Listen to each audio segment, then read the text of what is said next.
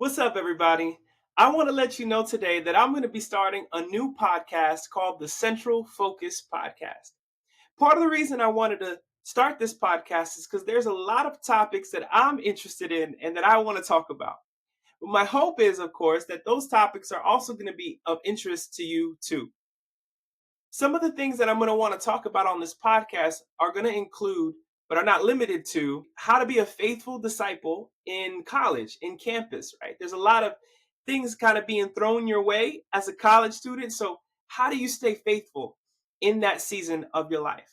I'm going to also want to talk about the highs and lows of leadership and the various lessons that for me that I can learn through that season. And the way that I'm going to want to do that is I'm going to want to pick on the brain of some of my closer friends who happen to be in ministry and are leading churches or leading ministries themselves. And I'm going to hope to be able to pick on their brain to see how they get through the highs and lows of leadership.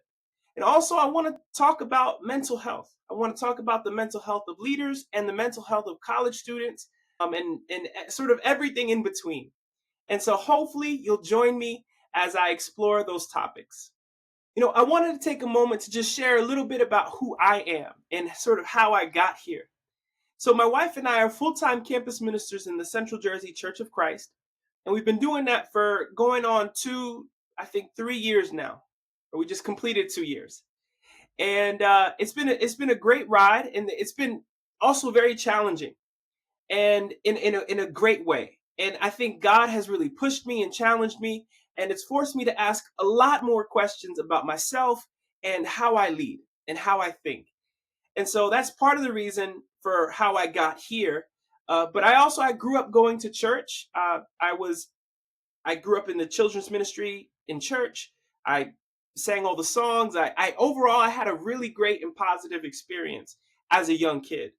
When I was 14, I got baptized and I gave my life to Jesus and I was saved.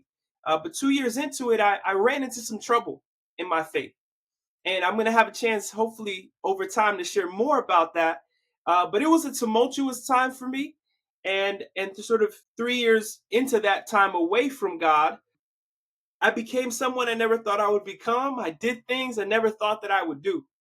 And again, hopefully I'll get a chance to share more about that. But my sophomore year, I came back to church. I came to this retreat.